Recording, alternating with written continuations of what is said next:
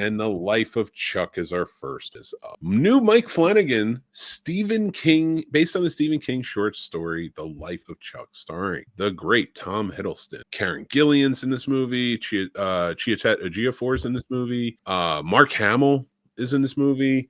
I can't remember. Jake and Tremblay, I think, is the kid in this movie. He's much older now than he was in like Good Boys, or when he was at like the height of his like he was. There was a set of like 5 years where that kid was in every movie, and he played the kid in every single movie. So I hadn't seen him in a while, but he stars in this movie as the young Chuck, who is Tom Hiddleston's character in the movie. Now, this is an existential movie. I like existential movies. I've never had a problem with them. They're overly sentimental at times. They're always trying to send this message of something that's a little more bigger than ourselves, whether it's godly or godlike in nature. It could be just like a universe. These movies come out every once in a while, and they always like sort of intertwine in some way, in my opinion, an air of mystery of the characters of what's going on. Now, Chuck is at the center of it all. The world seems to be ending when we start this movie, and Chuck is getting thanked for all of his years on Earth. And nobody can figure out, who is this guy? Who is Chuck? And why is everybody thanking him? And why is the world ending? And what does this look like? Like, it shows you the internet goes down. There's no connection. There's things like that. Like, and they just have to kind of learn and survive in that while the world is crumbling around. So, but they learn to find the beauty in it. And as we go through that, we learn who Chuck is sort of backwards. The acts are done backwards. So by the time you get to the end of the movie, you're sort of at the beginning of the journey we saw throughout. So I did enjoy this movie. Mike Flanagan can make a movie look good. It's compelling in its nature of an existential type of sentimental movie. It's very compelling in that way. I didn't love the short story that Stephen King wrote back in the day. Not that I think it was bad. It's just, you read a non-Stephen King horror story, especially when you're younger. It's, not much younger, but like, especially when you're a little younger, you're like, I want the horror. Give me the horror, not the Life of Chuck. But I did like it.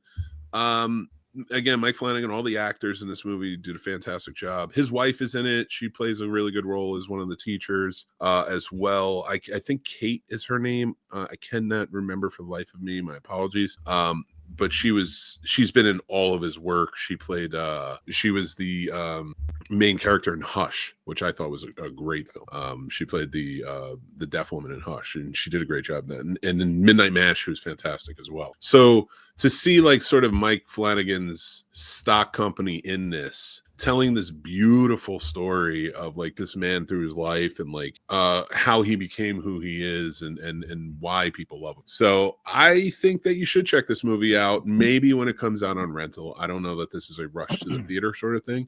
If you do love visuals in films, like really good cinematography, really good visual effects, the whole 9 yards, it might be worth going to see this in theaters. It's beautiful. It is a beautiful film with a lot of fantastical art to it. So if you check that out, I think and that's something you're into, I think that would be where you excel with this. But it is a feel-good movie, kind of like Interstate 60 or The Secret Life of Walter Mitty, stuff like that. It's more on that level, but it is worth checking out. Paul, did you get a chance to see this one?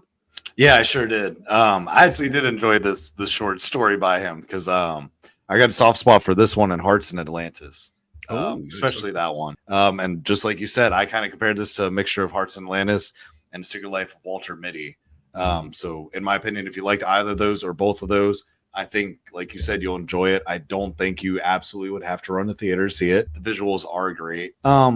It's different, but I mean, I got a soft spot for Tom Middleton too. So I absolutely enjoyed this. And my rating's right there with you, right there at a 3.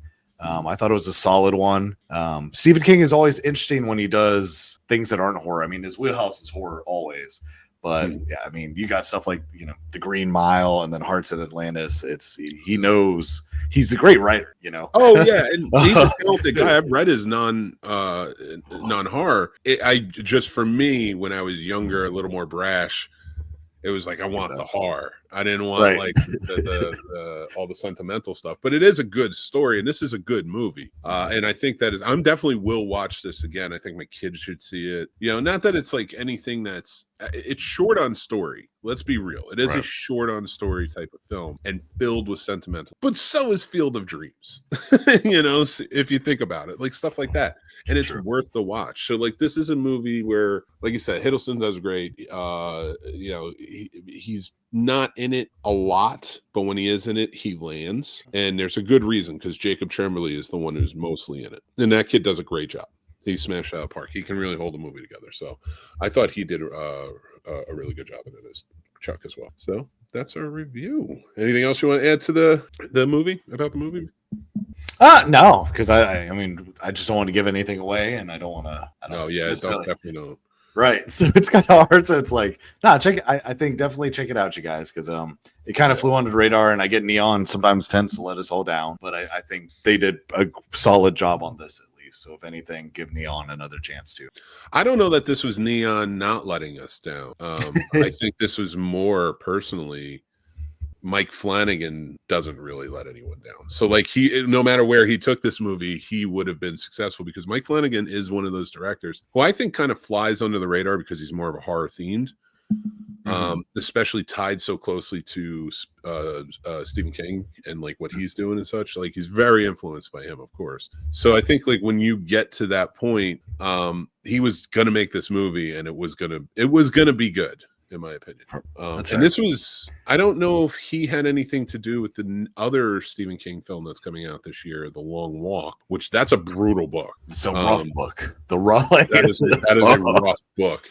That's why when I saw it, because I always knew they would make that eventually into a movie. I knew somebody would make that and I'm going back like 40 years. Like, I remember reading that book, not 40, but maybe 30 years, like, because I was a teenager when I read that, and it messed with me a little. And I remember reading that, and it just, like, I was like, I don't know that I could handle this movie, because, like, again, it was the 90s. So, like, the 90s right there is, it's going to be a problem. You know what I mean? Like, you know, there was pretty brutal stuff then. And then afterwards, I was just like, I don't know that you could make it. It's too dark. Because, like, we got out of that, like, we went to PC sort of phase for a while where, like, you don't hurt kids or anything like that. And not that it didn't happen, but it was sort of becoming a staple. And then we grew out of that, and now it's like back to who cares about anybody. But so The Long Walk shows up, but that's the second Stephen King movie coming out this year with Mark Hamill. I'm excited for that one too, though. It looks really good. I've been trying to convince a lot of people that don't like horror, that love the Hunger Games. I'm like, it's Hunger Games, just a little edgier and messed up and awful. And yes, it is not Hunger Games, everybody. It's not.